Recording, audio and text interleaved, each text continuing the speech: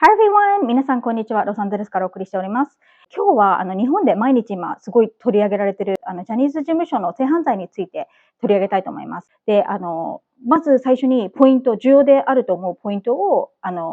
言って、で、その後に法律の話をして、日米の法律の違いとか。で、その後に、アメリカでも残念ながら、このジャニー事務所のような、ちょっと似たような事件があるので、それを取り上げて、それでどのような判決が下ったか、で、その違いなど、日本のメディアでは報道されない、なかなか聞くことのない、その日米の違いとかを絡めてお話ししていきたいと思います。で、まず始める前に一つ言っておきたいのが、日本のメディアを見ると、すべて性加害ということで、性犯罪という言葉を一切使ってないんですね。これは、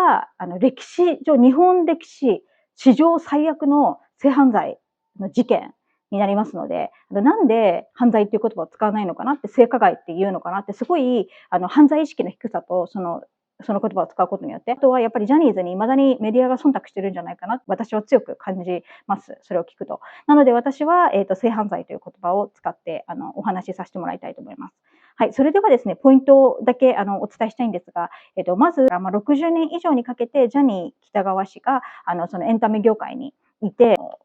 強制、レイプ、性行為をしてったっていうことなんですね、少年たちに。はい。じゃあ、その、ジャニーズが辞めるまでの間、誰も声を上げてないのかって言ったら、そうではなくて、辞めた方々が、それぞれ本出したり、一生懸命訴えてたんですね。はい。で、それは、5冊の本が出てまして、被害者の少年たちから、11歳から15歳ぐらいまでの方々が、5人それぞれ本を出して、ジャニーズのその実態を、教えてくれてるんですね。はい。だけど、もちろんマスコミはこれを取り上げなかった。で、この中で私がすごく言いたいのが、マスコミとかに出てない、あんまり出てないんで知らない方もいるかもしれないんですけど、で、その本の2冊の中に、彼の、ジャニー、喜多川氏の、性的指向が、皆さん分かってると思いますけど、だいたい11歳ぐらいから15歳。だからもう小学校5年生から15歳、高1なのかな。それぐらいの子が、好きなんですね。で、背が低くて、ちょっとあどけない、まだその、本当に少年みたいな感じの子が好きなんですけど、で、その、デビューする前に、もちろん、ほとんどの方がそういうことをされて、で、デビューしていくんですけど、その前に、そういうなんか儀式って呼ばれてる、なんか注射を打たなきゃいけないみたいなんですね。で、その注射が何かは言われてないんだけど、それを打たないとデビューできないみたいな感じで、登竜門みたいな。で、それは後に、女性ホルモンだったってことが言われてて、分かったっていう。で、やっぱり、その彼らって思春期で、だんだん男性として変化していくので、彼の好みから変わってっちゃうのを防ぐために、成長を防ぐために女性ホルモンを打つってことを強制的にやってたみたいなんですね。で、この木山翔吾さんっていうのかな、この、スマップっていう本を書かれた人が、それが嫌で、彼は最終のスマップメンバーにいたんだけど、最後にその注射が怖くて、性的虐待はされてたんだけど、それだけでも終わらずにデビューできなくて、最後にその注射っていう登竜門があって、そこが嫌で逃げ出して、結局スマップとしてデビューしなかった。で、後にこの本を出した。で、このことを書かれてるってことなんで、その性的な虐待だけでも本当に卑劣なんですけど、で、彼らの意思とは裏腹に女性ホルモンの注射を打ってたってことなんですね。もう本当にショックでびっくりしたんですけど、はい。本もあるし、あと、週刊文春が、14週間にかけて10人の被害者から話を聞いて特集を組んでるんですね。2003年なんですが、この特集を組んだ時に、ジャニーズ事務所が怒って、訴えたんですよね。事実無根だってことで。それで裁判になったんですけど、その裁判ではその10人のうちの被害者の2人の方が証言台に立ってくださって、で、最終的に最高裁で、性的虐待があったっていう認定されて有罪判決が下ってるんですよね。なので、この裁判で、これで裁判所がありましたねって、こういうことがあったんですねって、この犯罪が確定した時点で、報道はされてないんですけれども、報道機関は、マスコミはこれを報道しなかったんですけど、でも、その各大手、もうナショナルクライアントとか大きい会社っていうのは、ジャニーズ使うような、ジャニーズに支払いできるようなスポンサーとかになってる会社っていうのは、ものすごいお金持ってる世界的な企業が多いので、コンプライアンス部っていうのが必ずあるので、もう絶対この裁判のことを私たちが知るぐらいなんで、知ってるはずなんで、なんでこの、犯罪が裁判所で確定されてるような会社にお金を払い続けてビジネスをやり続けたんですね。で、なぜかっていうと、それはジャニーズのタレントを使ったら自分たちのものが売れて、お金が入ってくるから、目先の利益を取って使い続けてるんですね。で、これが私は、その2003年の時点で、この犯罪が、スポンサーがさーって引いてたら、ね、被害者が拡大しないで、ジャニーズはもうその時点で終焉するなり、権力、彼があんな絶大な権力を持ったっていうのは、お金を払い続けて、でずっとそれでそのお金を払ったことが、ジャニー喜多川氏が性犯罪を繰り返す後押しをして、そして、絶大なる力を、彼にし続けれる実在なる力を上げる加担してますので、責任があるのが私はスポンサーだと思います。はい。で、日本の法律っていうのは、その性犯罪に関する法律ね、明治時代からずっと変わってなくて、2017年まで。なので、すごく時代とずれた法律なんですね。で、セクシュアルコンセントって言って、その同意年齢っていうか、この年齢以上だったら同意してるっていうのに入るんだけど、この年齢以下だったら、同意してたとしても、まだ判断努力がないということで、同意してないっていうのに入って、そういうことをしちゃいけないっていう年齢があるんですけど、そのセクシュアルコンセントっていう年齢が、世界で一番低い13歳だったんですね、ずっと。なので、もう中1ですよね。中1より上だったら、守ってあげれないんですよ、法律で。はい。で、じゃあアメリカはどうかっていうと、私のカリフォルニア住んでる州は18歳です。なので18歳以下の人とそういうことをしたら、自動的に、本人がイエスと言っても判断能力がない人に対してやったってことで逮捕されます。で、例えば皆さんの知ってるニューヨークは17歳、で、テキサスも17歳。なので州によっては17とか18とか16とかあります。で、それで2017年にこれが変わって16歳に引き上がったんですね。それでも結構低いと思うんですけど、今回の場合っておじさんが少年に対してしたことなんで、男性のね、同性間でのこととかも法律になってなかったから、細いことを言うと、日本のその昔からの古い法律でどこまで生きたのかっていう、その問題もあって、これは政治家がまた明治時代からそれをいじってなかったっていう、また政治家の怠慢ということにもなると思うんですけど、あともう一個言いたいのは、今頃、ジャニーズの件が出てきたのかっていうと、カウアン・岡本さんという方が、生配信で、この自分の被害に遭ったこととかを喋って、で、その後に、イギリスの BBC 国営放送が、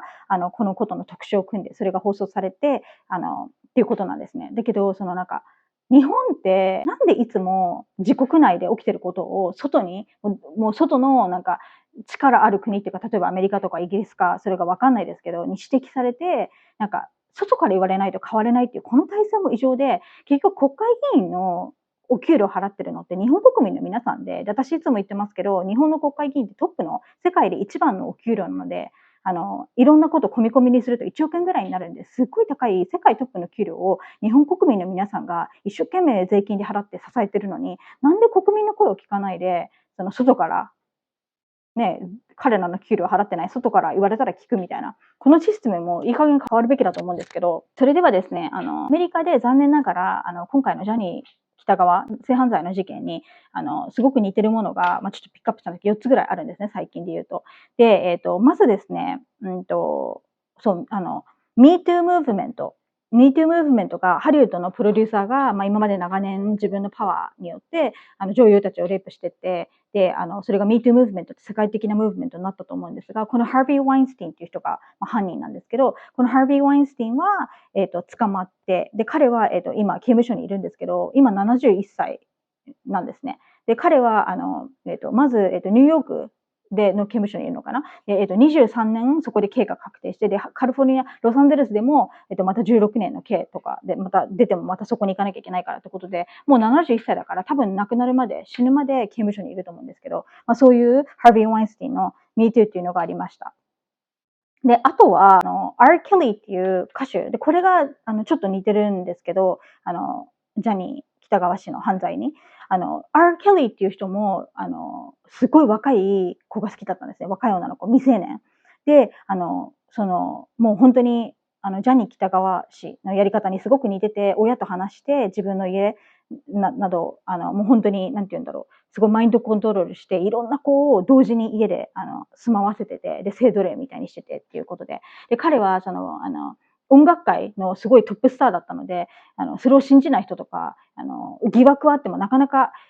なんていうんですか、捕まらなかったんですけど、でもついに、彼も捕まって、で、彼は、20年かなの刑になって今刑務所にいます。はい。ものすごい数の女性が被害に遭ってます。R. ケリーによって。はい。で、あとね、これが一番言いたかったんですけど、このジェフリー・エプスティンっていう、人がいるんですね。で、この人はもうめっちゃお金持ちで、アメリカで、もう世界的に有名な投資家、もうすっごいお金持ちな。大成功してる人。で、アメリカでも政界とか、いろんな人とのコネがあって、すごい立場のある人だったんですね。で、彼は例えばビル・ゲイツともこういう関係があって、で、実はこのビル・ゲイツとメリンダって奥さん、ビル・ゲイツの奥さん、離婚したんですけど、その離婚のきっかけになったのが、ジェフリー・エプスティンだったんです。で、ジェフリー・エプスティンっていう、これもまたなんか未成年っていうか若い女の子が好きで、で、彼の場合、ジャニー喜多川は家に埋めたりとかしてたと思うんだけど、彼の場合はなんかもう島みたいな、そういうなんかアイランドを買って、もうそこになんかもうすごい豪邸があって、もうそこのだから島から出れないんですよ。船とか飛行機とかないと出れないような島をもうお金持ちだから保有して、そこに若い女の子でも好き放題してたみたいな。で、その島に行ったことがある芸能人とか、いろいろ名前が出てて、出てるんですけど、で、そう。それでジェフリー・エプスティンは、ビル・ゲイツのファンドかなんかに、お金を寄付したのかなんかわかんないんだけど、そういうことをして交流を持ち始めるんですね。力のある方々と。で、それを、したことによって、で、こういう関係、友人関係があったんですけど、メリンダは発展途上国助けたり、女性の立場とかを守る活動をしてくださってて、声を上げてくださってて、ですごくやっぱり彼女は、その女性、特にそのマイナーっていう、未成年の女の子に対してそういう性的なことを強制してたっていうエプスティンをものすごく嫌ってたんですね。だからもう、すごい、そんな疑惑がある人となんで付き合うのっていう、ビジネスだろうが何だろうがやめてくれっていうことで、あの、嫌ってました。で、それでエプスティンによってなんかビル・ゲッツが浮気しただのなんだろうっていうことも言われてるんですけど、で、結局、そういうね、人と付き合いがあるからってことで、結局もう揉めて、もうメリンダが私はあなたと入れないみたいな感じで離婚するきっかけになったっていうの。彼は、その時にジェフリー・エプスティンのことを切らずに、こういう関係を持ってしまったことが今までの最大の後悔だみたいなことを後に言ってるんですね。はい。で、あとは、このジェフリー・エプスティンって、なんと彼の家に呼んでたのが、アンドリュー、プリンス・アンドリュー、エリザベス女王の3番目の子供で、多分チャールズの弟かな。で、王位継承とか持ってる、人にも、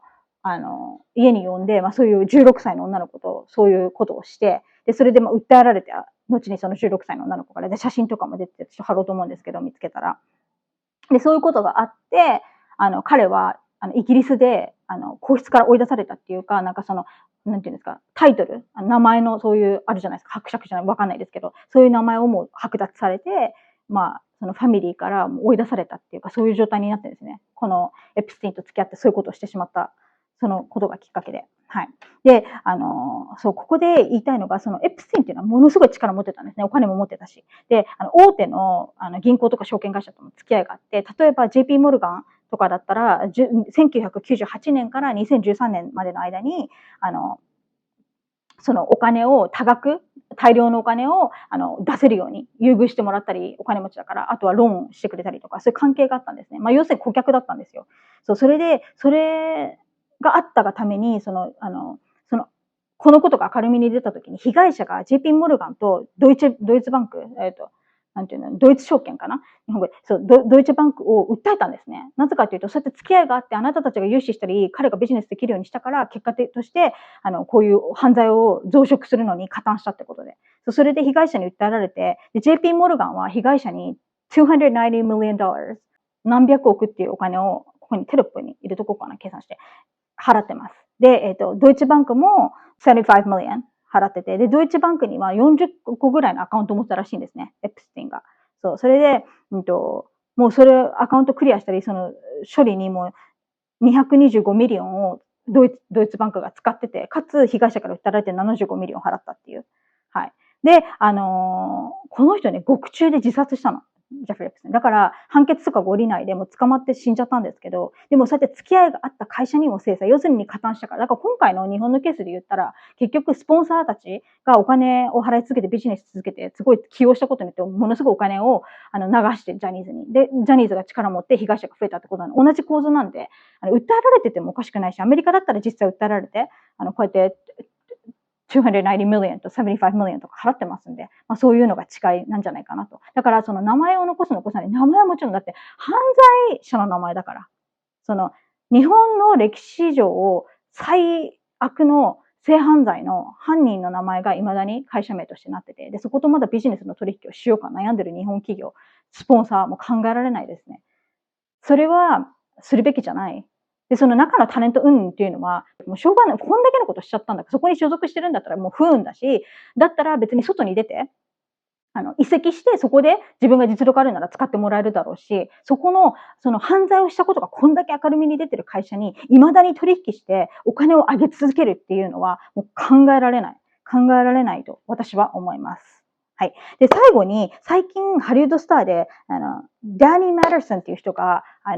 レイプで逮捕されたんですね。ハリウッドのスターで。で、彼は2人の女性をレイプして、まあ、未成年とかじゃ2人レイプして、どうなったかっていうと、30年から終身刑。刑が確定してます。はい。なので、まあ、30年から終身刑だから、終身刑かも、最後まで出れないかもしれないし、まあ、行いによっては、30年からなんで、まあ、でもそういう刑なんで、もう、ジャニー喜多川の、犯罪の数を考えたときっていうのは、まあ、彼がもし生きてて、アメリカで裁判されてたら、まあ、死刑になるか、まあ、終身刑なんじゃないかなと私は思います。はい。はい、いかがだったでしょうか？皆さんのご意見をコメントで聞かせていただけたらと思います。はい、では見てくださってありがとうございます。Thank you so much for watching and I'll see you next time. Bye bye!